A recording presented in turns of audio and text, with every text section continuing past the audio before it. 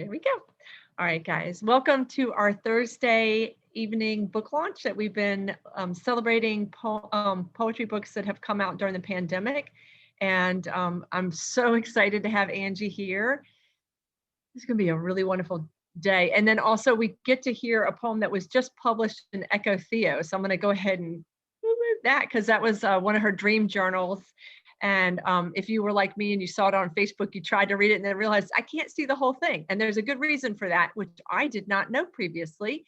And thanks to Angie, I now do.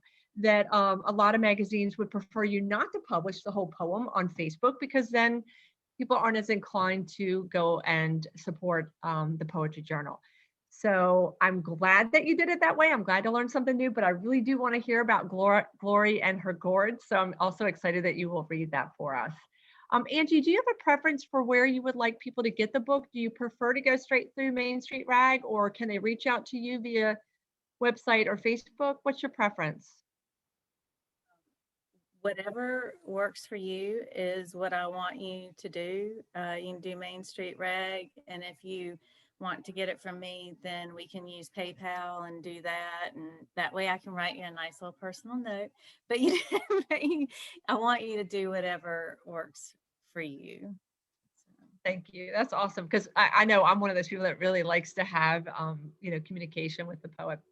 So Angie Dribben's poetry, essays, and reviews can be found or are forthcoming in Cave Wall and EcoTheo. We already know because we get to celebrate Deep South San Pedro River Review and Crab Creek Review, Crack the Spine, Cider Press, and others. She's a Bread Loaf alum and an MFA candidate at Randolph College. And she is a contributing reviews editor at Cider Press Review. Everygirl, her first full-length collection from Main Street Rag. So I'm going to turn it over to you and make you the spotlight and mute myself. Welcome, Angie. Thank you.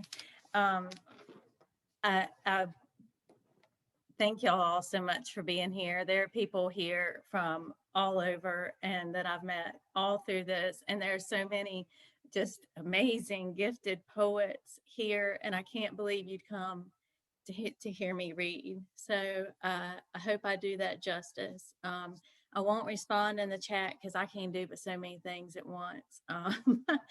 But we have and I don't know, Malika, if I'm overstepping boundaries or not, but I do want, there are a lot of poets here tonight who have readings coming up and books coming out. And if they could post that and share that in the chat, I sure would love for them to do that. That's a lovely idea. Brittany, Suzanne. I love it. That's a great idea. We can even leave some space before open mic for people just to make announcements. Thank you. I love that. Okay. I think I'll start with Glory and her gourd. Then I was going to do it a little deeper in here, but I think let's go ahead and start there. It's a nice note. And y'all let me know if you can't hear me very well. Glory and her gourd. How do I deserve a bumblebee in my squash flower? Honey bears endangered orchestrate through pheromones and dance. And what of this squash flower? How can I believe Adam came first when the flower precedes the fruit? Primary yellow and splayed wide open, the bloom always knows first what is coming, hours before the storm. Her flower crumples into itself, splay and shut,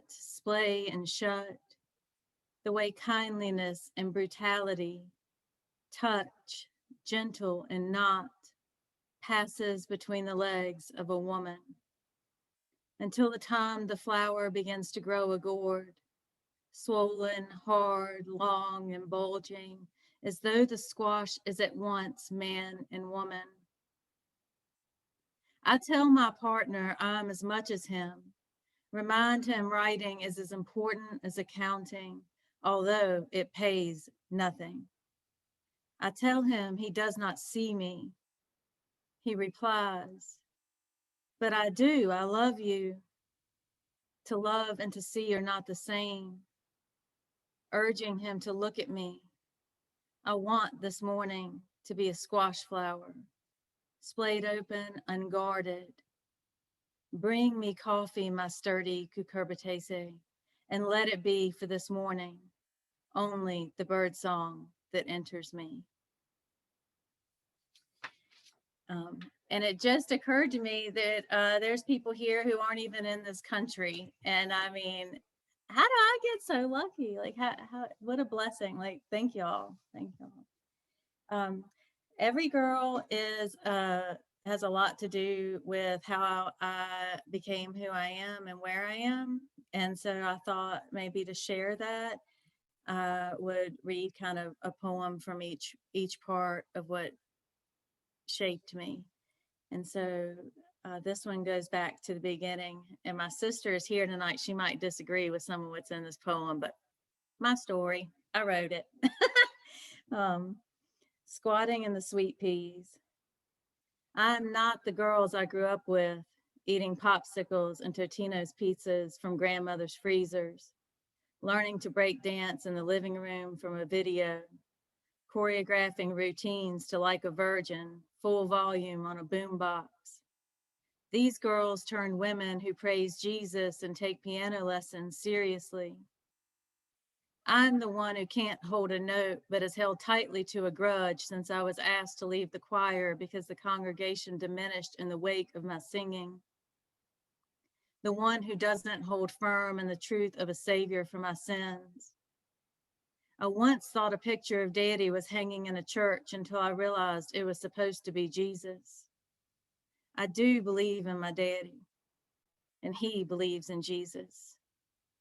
I want to, but I have too many questions I can't hold inside my mouth that fight to get out, swarm at my cheeks, sting the insides of my lips, earn their release, spill out in the vestibule, the fellowship hall, the Sunday school classroom. I know the looks on my family's faces, aunts, uncles, great aunts, father, ashamed of my weakness, too weak to believe, too weak to follow, to trust, to hold doubt hostage and gag, to live captured beneath an ever lowering glass, too weak to suffer being told I'm less than, women who take piano lessons seriously. My sister was the one offered lessons. I took tap in kindergarten in the school gym with shiny, lemony floors. The teacher didn't know what to do with me. I couldn't discern left from right, even with the pom-pom tied to my left shoe. She didn't know that I was dancing to citrus and to the library door opening into the gym, to books I memorized to win candy canes and suckers. I am not the girls who grew into women who marry farmers and birth babies in hospitals, birth babies in sterile white like they married in white. I dream of having my baby at home, squatting in my garden between mounds of peached orange, butternut squash, and remnants of sweet pea tendrils left for chicken feed when harvest completes.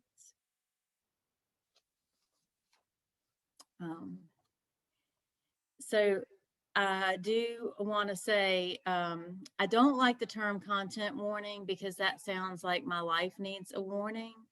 And I have had enough shame. I don't need much more of that. So, but I'll tell you that some of my poems deal with difficult material.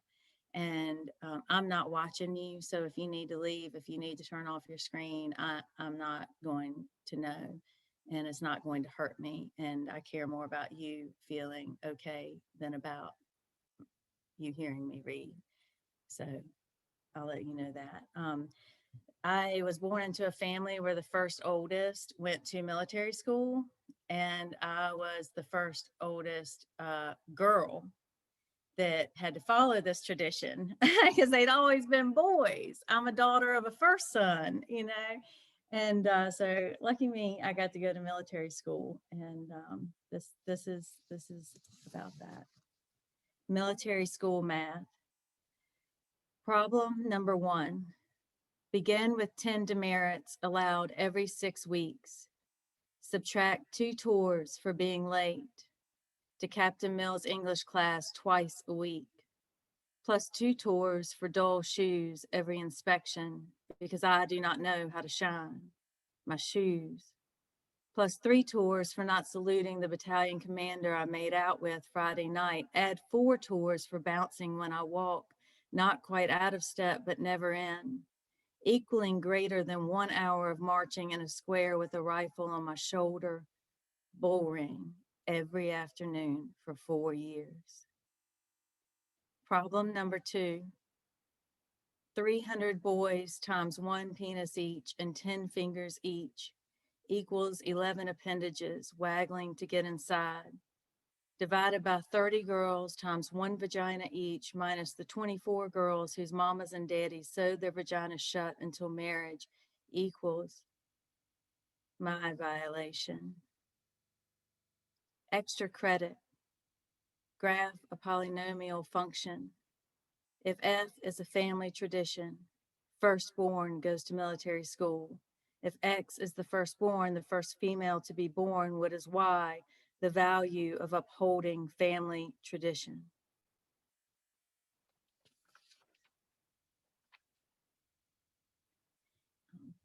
Malika, will you tell me when I'm getting close to time so I know? I sure will, but I'm gonna let you run over if you will, because I just want you to keep reading. And damn about that last poem. Holy cow. But yes, I'll let you know. Boys will be boys. Mine is still a man's world. After military school, boys to girls, 30 to 1. After United States Air Force on an all-male pest control crew, even at a woman's college, it's still a man's world. I watch him lecturing in front of my African politics class. Halfway across the expansive whiteboard, his nervous system holds muscles hostage. I choke on compassion, for I know what it is to have your body betray you. Frozen in front of us, unable to move forward. Even he sees me as prey, weak, or like he'd have me believe, gifted enough to be his research assistant. Parkinson stuttering against his body. He offers opportunity to be titled in exchange for a little special attention. I like you, he says. I want to spend time with you, his married mouth says. Within bricks shaped, stacked, and mortared to educate the minds of women, there is still a man at the front of my class.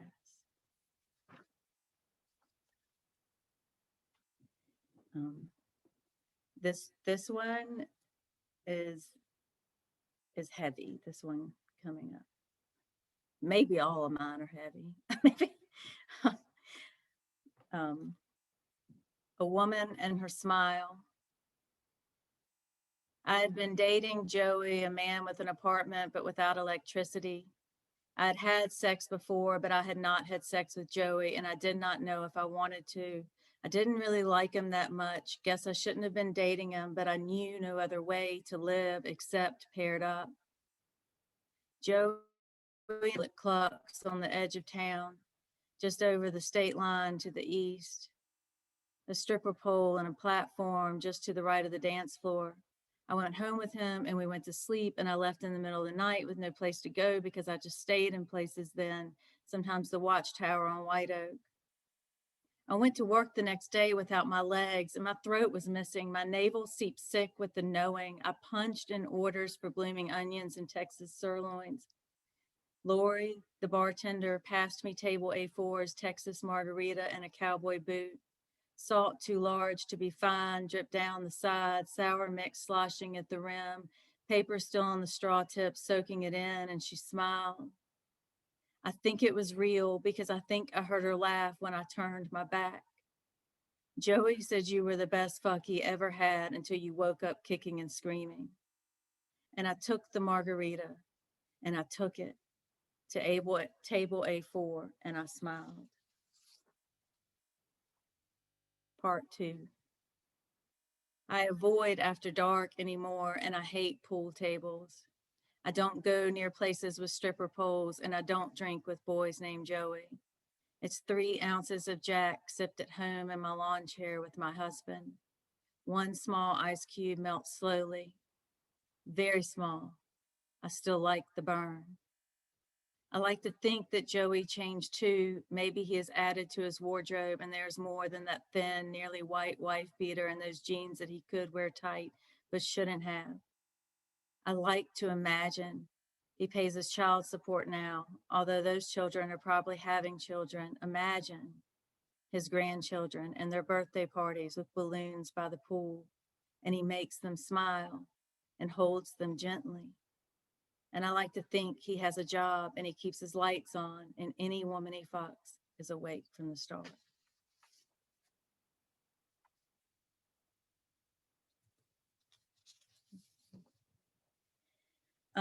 So one of the things that my grandfather had wanted me to go to the Citadel, and thank goodness they weren't taking women yet, and Shannon Faulkner had not been, changed everything. And so I did not have to go because it would have been a disaster. I really do not conform well. So, but I have this real appreciation for what she went through and what all of them must go through, and how and what that's like, and how some of them succeed. But this poem is written to Nancy Mace, who was the first female graduate of the Citadel. Shannon Faulkner was the first woman, the first female to go, but Nancy Mace was the first to graduate. Dear Nancy Mace, congratulations on being the first female graduate of the Citadel. I heard you didn't think much of it when Shannon Faulkner said she was an alum, but I heard her say survivor. Sexist epithets spray painted on her parents' home. Federal Marshal escort to campus on her first day as cadet in 1995. She said warrior, 2.5 years in court to break 150 years of tradition transforming young boys to men. Die Shannon on the Citadel water tower. Bumper stickers and t-shirts sold. 1,952 bulldogs and one bitch. Save the males. She said she knew when it was time to leave, only 1 week after she started, overcome by stress and mess hall beefaroni. She means she has made peace with why she endured alone. It was for you.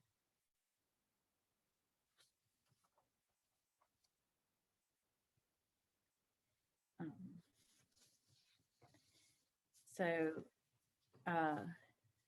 I was born to teenage parents, and it took me a long time to appreciate what that means.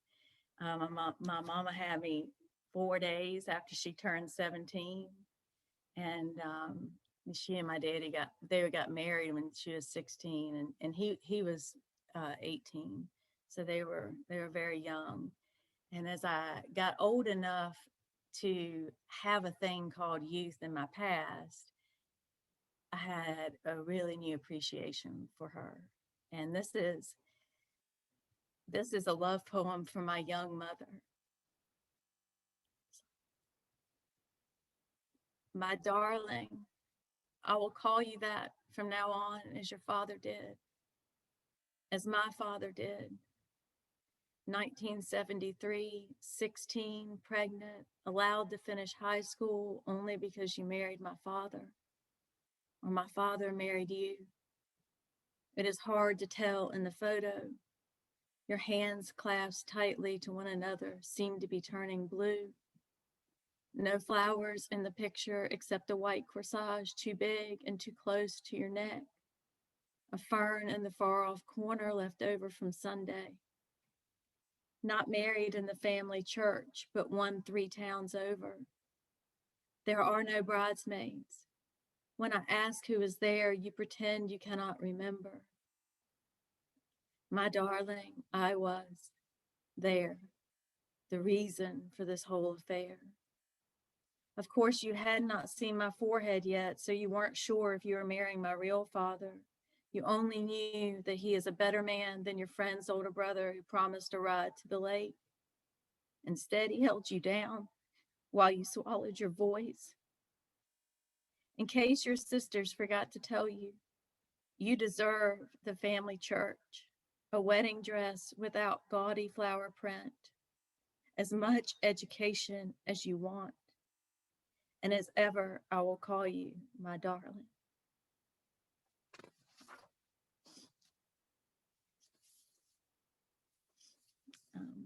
How are we doing on time, Malika? Oh, now you're going to understand I'm crying. That was really beautiful, and we're doing fine. And that was a very brave poem. I so feel honored that we were here to hear you read it. Keep going if you can. You got 5 minutes.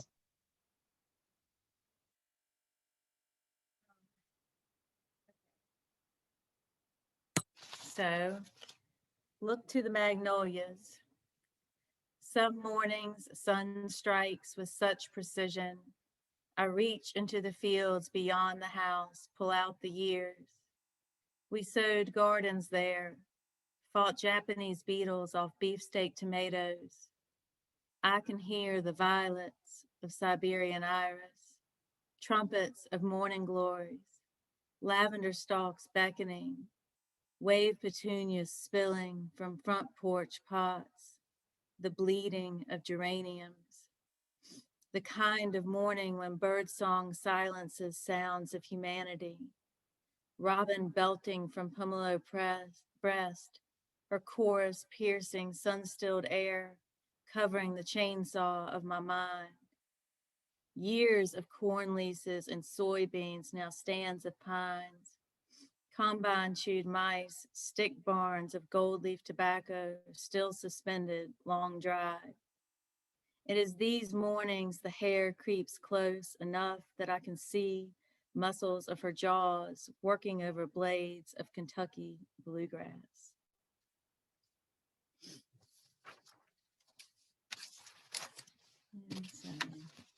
Okay.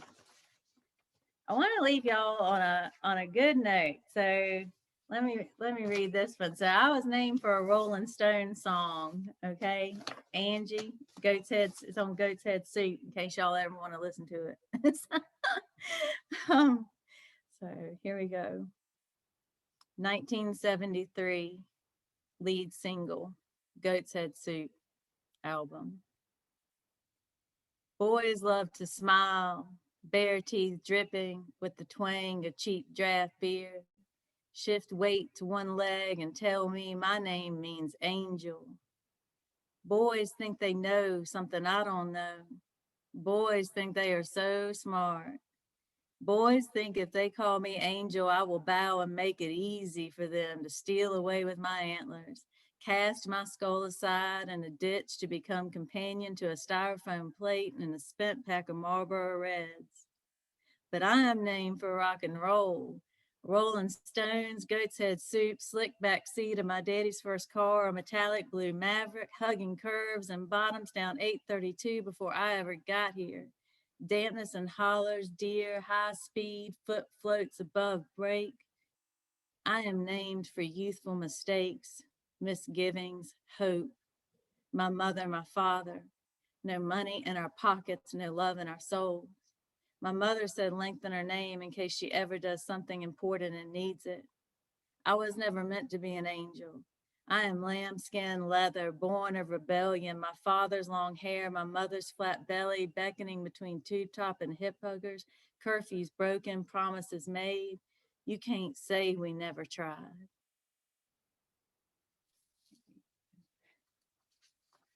Okay, I love that poem. And you are the perfect reader for it. I mean, the perfect poem. And it's just beautiful. And some people were even saying, oh my gosh, such a great poem. You named for rock and roll. And somebody even said at one point, yeah, such a great reading of this poem.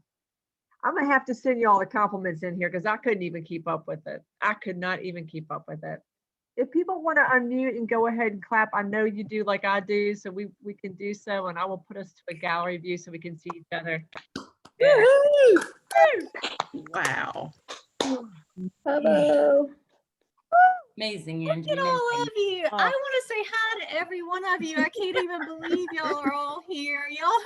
Y'all are so generous. Hey, Brittany and Cynthia and Shauna and all. I mean, these people are such talented. Marcella, beautiful. Like Michael Garrigan, got a great book, just came out. These, Will Rieger, Ellen, I just cannot even believe. Kathy Radner, she's one of the reasons this book is even in like, it's even in a book. I mean, Laura King, like, oh, I can't believe y'all are all here. Y'all just, I really don't know how to express how they're much. here. I can really believe they're here because yes, somebody said you knocked my socks off. Joan said that. Yes. Just perfect. And that's why people are here. And I love that you're so generous and want to make sure that you say hi to everybody. But I also know people might have questions. Yeah, Sandra said I wouldn't have missed this reading for anything, all caps, right? So good. I'm so proud of you, from Cynthia. So yeah, Sandra, I love your little heart right there. That's beautiful. And I can't even read, I mean, there literally is dozens here. I love the idea of love poems to our younger selves, parents, and others. Wow, such a strong tribute to your mother. That poem was just gorgeous. What evocative imagery, such a strong tribute to your mother. I mean, there is so much here, Angela, that I'm going to have to just send it to you. Do people have questions about her process? And I have to say, the musicality in that last poem was just made for your voice. Somebody even wrote here, I think maybe said Australia, but there's no accent like hers where I'm from. No, I'm from Canada. Oh, there we go. Angela's new friend from Canada. Angela said hi to us through her heart. Oh, Yes. Yeah. Very true. Angela, Kathy, I'm so honored. Kathy wrote, I'm so honored and grateful to have been here. And jump in, Gary, you had a question? no, I was just going to say I've been waiting a while for those poems. I'm glad I'm here. So glad you're here. Thank you. Thank you for being here. Gary is a very prolific poet. Oh my gosh, Malika, he's one of our press siblings. He's very prolific. So he's many. Yeah. It'll be out next September. Oh, yeah. Fabulous. That's awesome, Gary. Congratulations. From Main Street? Yeah. Yay. Well, what is it called? It's going to be called Easter Creek. Easter Creek. Wonderful. Well, get in touch with me closer to a publication and we'll do something here too. Yeah. So I did want to talk about, this was a long time coming to get this book out. So I wanted to talk a little bit about, when did you realize that you had it, you had a book?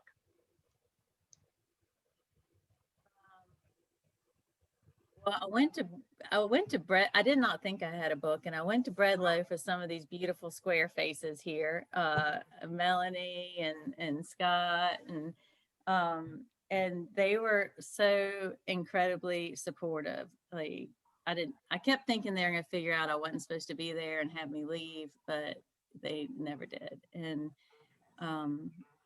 they had me start, they made me feel like I could write something. It was a really good group. And then I wrote, and then actually Airlie Press took a version of this book. And Airlie Press is a phenomenal small press in Portland, Oregon. And Brittany, who's here, has a book coming out with them in September.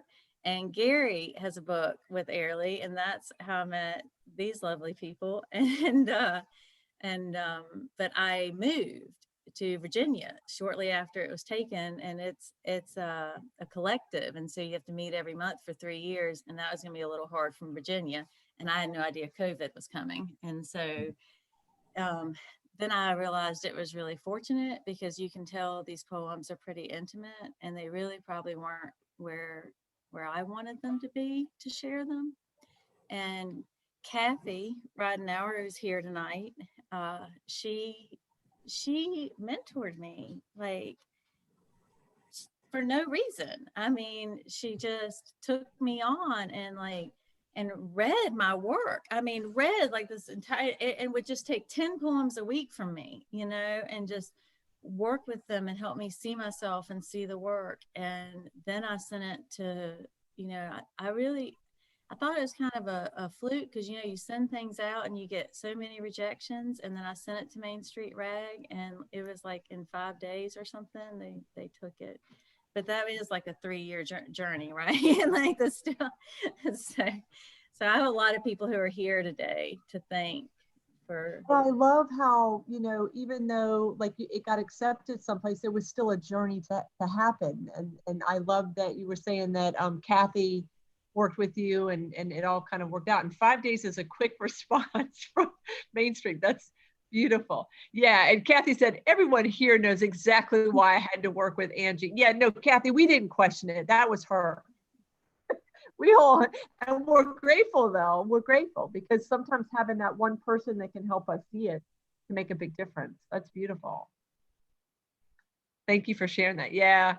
Sandra just said, yeah, Main Street Rag knows when they see a manuscript they can't live without. Definitely true. Definitely true.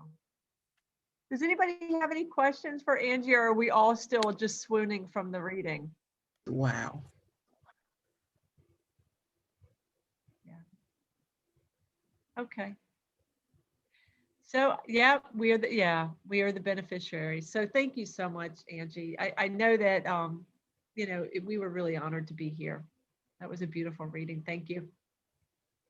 And somebody else wrote, is anybody else crying? And I think all of us pretty much. Yeah, Scott's saying swooning. Yeah, we are swooning. And since you brought such fabulous people to you know, be here just because they wanted to be with you, we have a very active open mic, Angie. I think this may be the most active open mic we've ever had. So again, I think that reflects on you and who you brought. I mean, because I've never seen this. Kathy asked, when's the exact publication date? It's up for advanced sales now, and it is going to be printed in May, unless it's a bestseller, in which case he'll print it early. But you know, we can make it early. So you know, even though you want her to sign it, go order a pre-order a copy, and then we can always just send it to her. Yeah, count on early, friends. Yeah, count on early. And then Angie's reminding y'all to put in any work or reading dates. If someone wants to jump in with something that they're really excited about, please feel free to do so, and then we'll hit the open mic. Upcoming readings. Yep. Melanie said, I've got 5 friends who need this book. I'm ordering. Melanie, you're a good friend. They were very brave poems too. It really reminded me, we had a lovely anthology grab that had a lot of poems that you know, definitely had that same kind of courage, that strength. William said, I have Kaleidoscope coming in a few days. My first book, Petroglyphs, is available on Amazon, and a reading coming up in March. Thank you, William. Brittany put in a link. Brittany, is that for a poem? Go, you can unmute and let us know. It's a chapbook coming out in April, different from the Airly book coming out in September. Wow, that's multitasking. That's fabulous. Congratulations. It's that same journey where you just never know when they're going to get picked up. Yeah, just happen to be close together. Yes. Angie's reminding Dana to put in your reading. Laureate Love Fest on Sunday, February 14th. I'll put the link in to register. Thank you, Sandra. And I will send this to you, Angela, and if you want to put portions up on your website from the chat section, you know, if we can find a way to link into things, I'll try to do that. All right, guys. Well, who I have listed for open mic now is, we start with Dawn. And if you could just unmute yourself, that's probably the easiest way to go. And I will make it highlight. Thank you. Thank you, Angela, so much. It's a wonderful work and a wonderful reading. I don't know what your rule is on open mic. One poem? Yes, one poem. Thank you, Don, for asking. Yep. Okay. This poem's written in 2 registers. You can see that on the page, but I'm going to snap my fingers when it switches registers. Not my nightmare. I saw the pawnbroker in college, a family picnic in a spotless German wood, the growl and squeal of engines and brakes, soldiers climbing from the trucks, the father led in chains through a warehouse. Another father dragged from the table, tortured and set to work in a Baghdad prison. Another cop, the wrong door. Another black teenager shot dead. A glimpse of his nude wife on a gurney, men pointing and haggling, the son on another, more men with him, the daughters calling out and screaming. Another daughter sold for breeding, another wife in a fine house. I have lived that in a dream since, and since I was a child. The same trucks at the same curb, the same growls and the same screams. I have always feared that even here in America, the trucks will come someday for me. But that's not my nightmare. Another news flash, flak jackets and rifles. Another sick certainty, pure men of faith. I never noticed that anywhere in the world if you're not white, they come any day. You're not male, it's every day. Wow. Thank you. Thank you, Don. Holy, yeah, people are putting up wow. Yeah, that was awesome. That was amazing. And you know, to me, the snap really worked well to move me from the page along the page. Going to Ellen next. So if you can speak, I'll be able to find you easier. Yes, here. Hi. So shall I begin? Yes. Yes, ma'am. You're good. Thank you. I'd like to read this for Angela for bringing that luminous work into the world, and also the press that made that happen. So I'm going to read one little poem from this in your honor, Angela, in your honor. Rita remembers her grandmother. Her name was Missouri, and that's what I called her. She drank Johnny Walker Red from a teacup and ate oatmeal that was so cold it fell from the pot, still holding the shape of it. My family had crucifixes and Sacred Heart pictures. You know, the ones with his shirt open and the flame shooting out of his heart. She had a picture of Franklin Delano Roosevelt with a brass bowl and waxed fruit placed before it. It was an altar. She said FDR did more for more discernible good than Jesus ever did. She was the only woman I knew who read 4 newspapers. 3 of her children died before they could go to school. She said of herself, "This is what comes of a small life with a mean-spirited man." Oh, Missouri, I'm so lost and rummaging through you looking for a sign. Thank you. Lovely. Thank you, Ellen. That was a beautiful tribute, Missouri. Thank you. Thank you. Heading your way, Christy. I found you. Okay. Hold on. Am I on? Sure are. Okay. This is called The First Noel, but I mean Noel to be somebody's name. It's Christmas Day and Noel is dressing a new doll in teal-footed zip-up pajamas. The outline of a dog is stitched on the front left pocket. She remembers wearing these PJs and matching pigtails. Noelle remembers a bullet whizzing past her ear. She felt the air move as it ricocheted. Her ear still prickles when she remembers that sound and the splintered cabinet that stopped its path. Noelle examines her new doll in these hand-me-down clothes. When she touches her doll's ear, it doesn't shiver.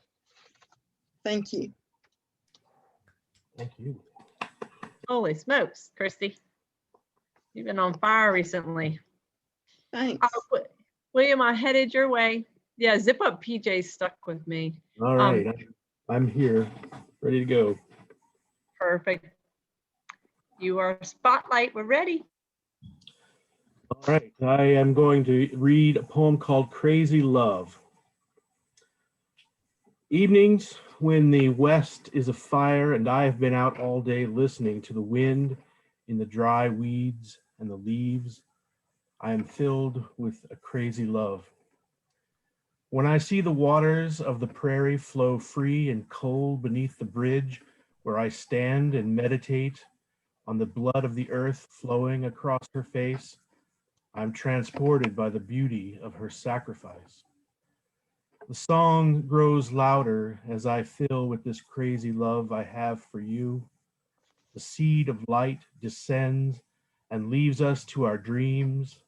The air we breathe arises out of the ground, out of the dormant, waiting world, and with it, little threads of this crazy love I feel for you and all I see.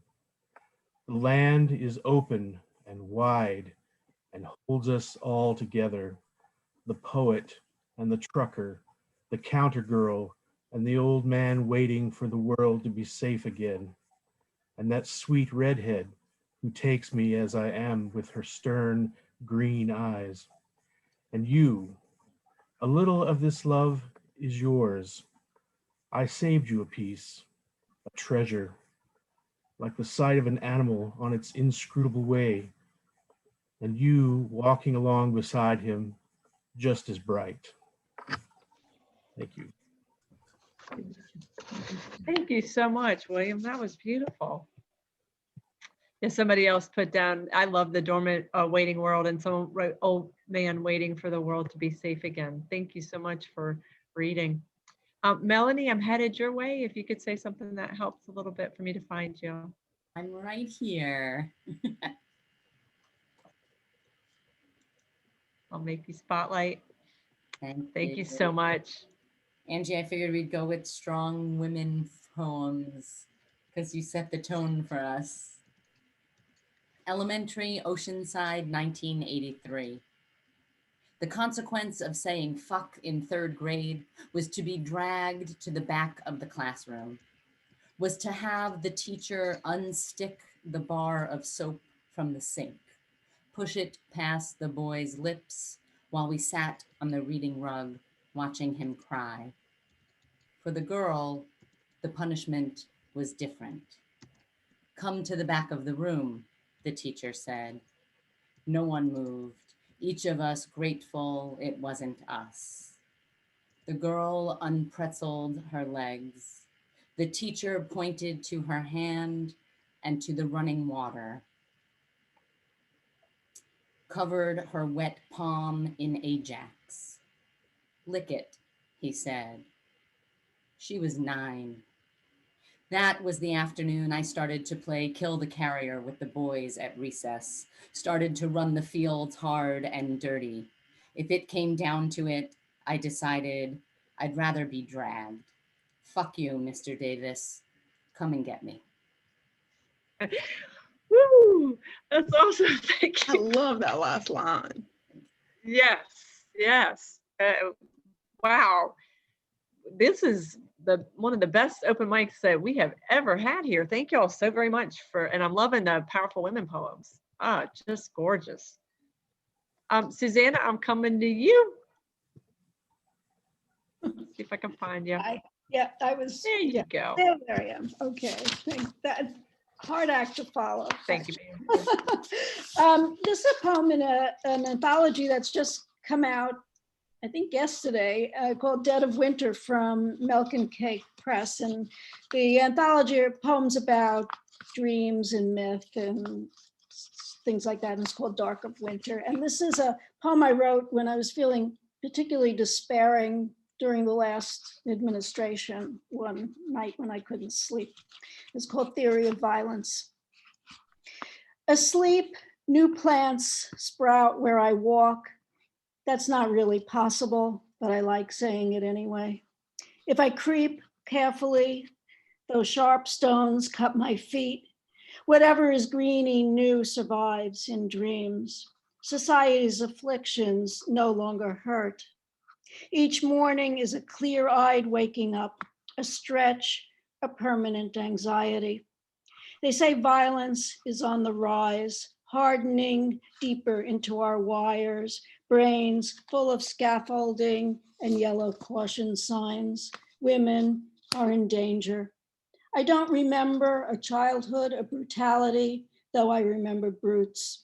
And I can't hear any more about elective violence, its good intentions. Surely I'm defective for feeling this.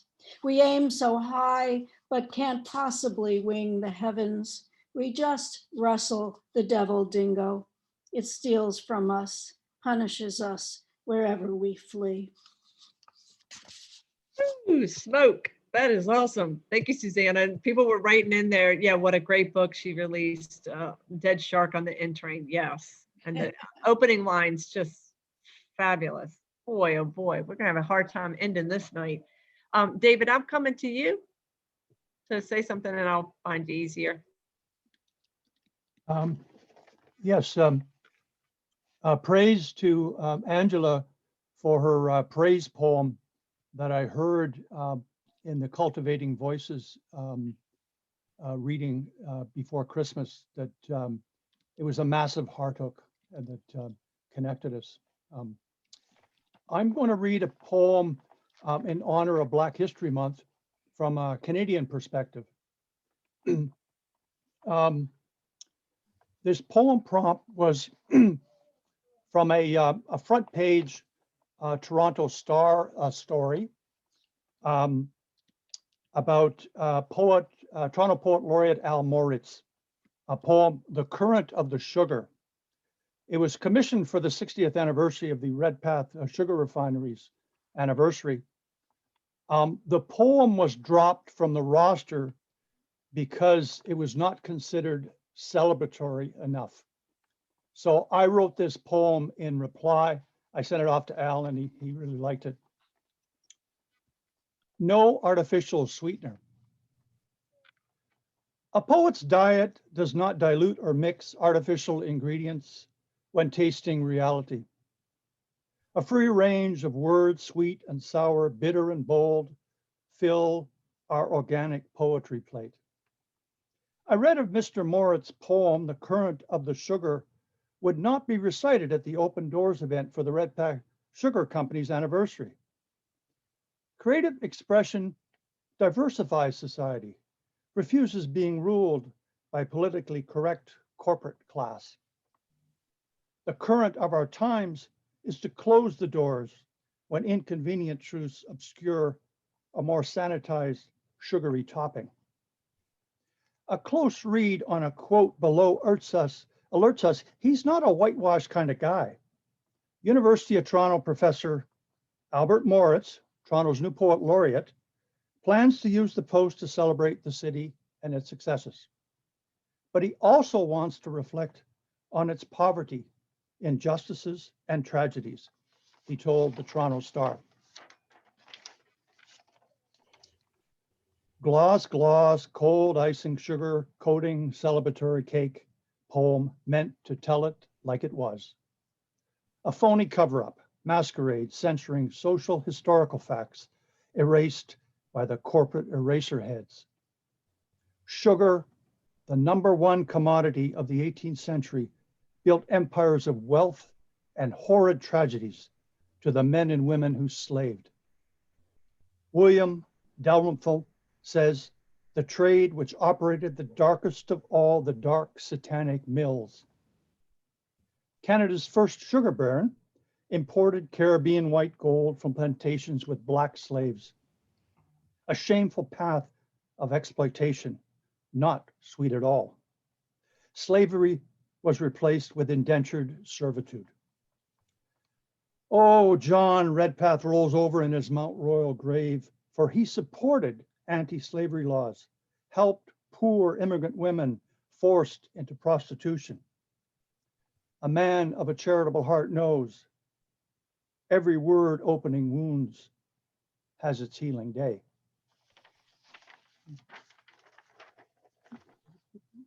Thank you so much, David. Thank you. Yeah, and it was nice to hear yes, Angela was right. And David is so active in the poetry community. He does so much for all us poets.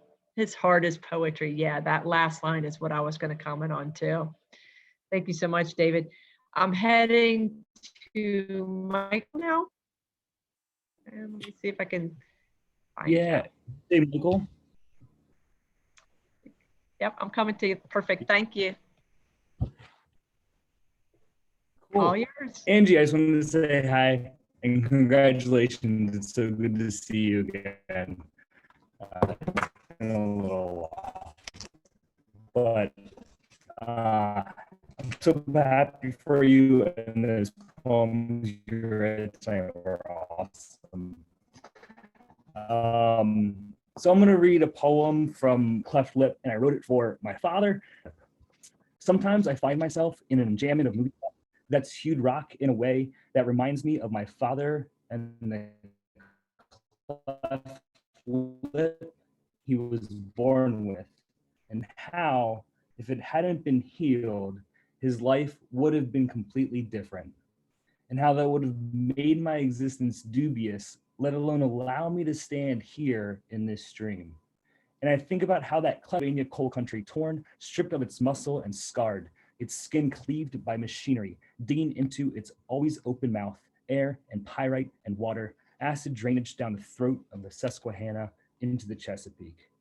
And I think about how he gave me this life and how that scar is an act of love in some ways, and a stubbornness is there in its creases of skin that I don't notice anymore, but still admire.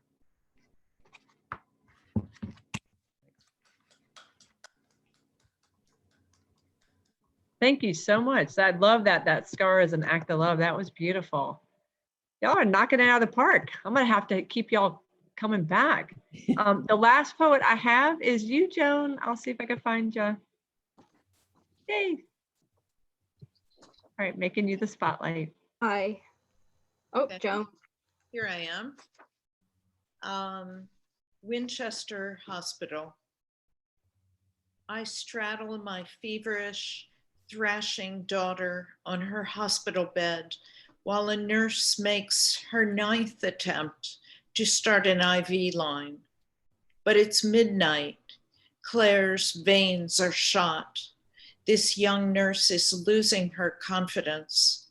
She does what she should have done an hour ago, call for help with the IV.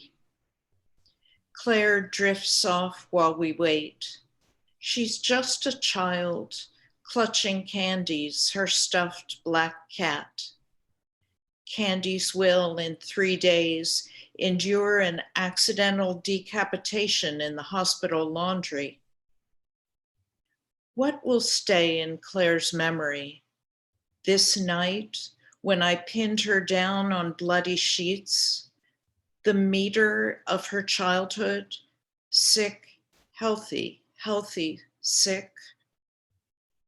That young nurse who was so sorry took the parts of poor Candy's home and stitched her head back on, tied a red ribbon around her neck to keep it from wobbling.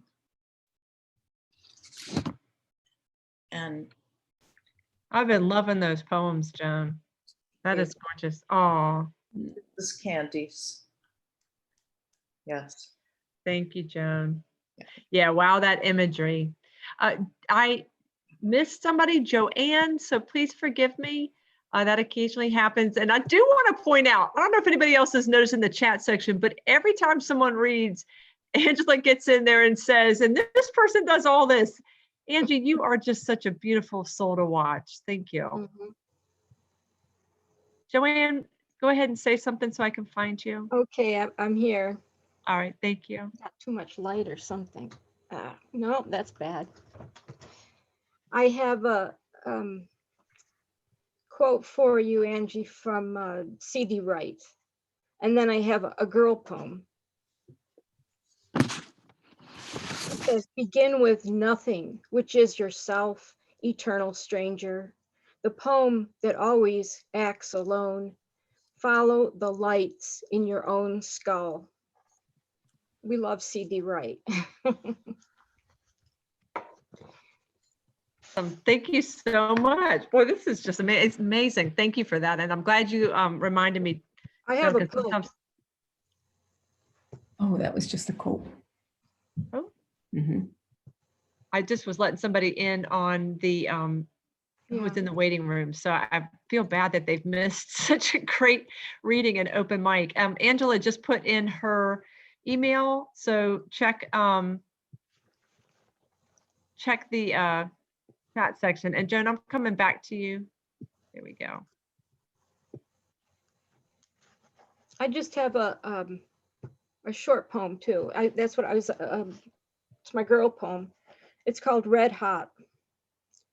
Children sprayed with DDT by small planes overhead. They named the creek with the leaking metal drums, Daisy Floating Creek.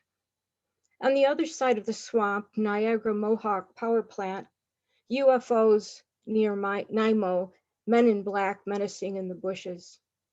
Clusters of tadpoles and bullfrogs, expansion of amphibians, clay swamps alive and will sustain you.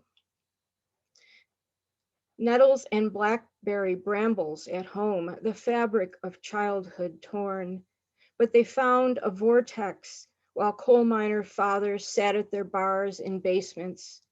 Two girls claiming their own space there, singing over and over, my girl is red hot, your girl is diddly squat. Twirling around the basement pole, chasing each other. She wore all red, maybe a devil costume.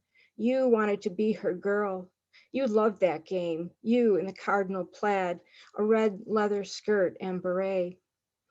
You only had a tiny piece of the puzzle then, a train in your future. There's only so much a girl can take. Thank you. Oh, thank you so much. And Joanne, what she was putting in there about you. Yeah, Sandra wrote, Joanne, another poet I love hearing that I met through Cultivating Voices. And that was Sandra saying that. But what Angela said about we were friends right away, that your lights recognized each other. And there was something else. Oh, yes. And I saw that dreamlike quality. She was saying that your poems have a dreamlike quality. And then somebody else wanted to read. So I've been getting, grand poem. The last person that I have now is Karen. So Karen, say something and I will find you. Oh yeah, Kathy said, love the poem, want the glasses. Oh yeah, great glasses. Great. Yeah, they're fabulous. Did you find me, Malika? I did, and I've somehow made you both spotlight. Y'all gotta forgive me. I'm having a hard time tonight with the multitask. I love that. You two are side by side. I'm sorry, I don't know how to fix it. Let's go with it. Just Joanne, just don't make faces. If you don't like the poem, just do a fake smile. Yeah, we just don't want to lose you, Joanne. So I'm gonna just keep you there. Sorry. Oh no! Oh, she's gone. What happened? Come back. Oh, there she is. Okay, good. Okay, I was gonna read a poem that sounds like I'm having a troubled marriage, but I'm not. So I'm gonna go with a lighter thing. Yeah, my husband will appreciate this one more. So, can you hear me? Oh, now I'm huge. Oh, thanks, Malika. Okay. No need to whittle a needle, just rhyme. Am I the porcupine concubine, moving among the poetic literati as some lesser mammal, wielding my quills as secret weapon? Am I my weapon, secret as quills, wielding my lesser mammal as literati, poetic among the moving concubine porcupine? I don't know. That's awesome. And that's actually a great poem to end on. Yeah, porcupine concubine. We had way too much fun today, guys. So, and Angela, I am gonna say it's because of your spirit that brought this beauty together, and what a great group of people. So thank y'all so very much. It's been my honor to spend this hour with y'all. Thank you for doing open mic, and Angie, thank you so very much. Your brave words and just the beauty of your vision and also your embracing spirit. Gosh, we were so lucky with that. Yep, Fergus said, thank you, Angela, and everyone. What a great night. Be well. I will send the chat section to you. And if y'all want to unmute and clap, we can make a lot of noise for her. Not a bad thing. Amazing, Angela.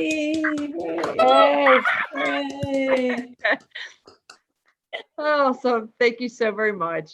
Be well, everybody. Thank you. Thank you. Bye. Thank you. Thank you. Thank you.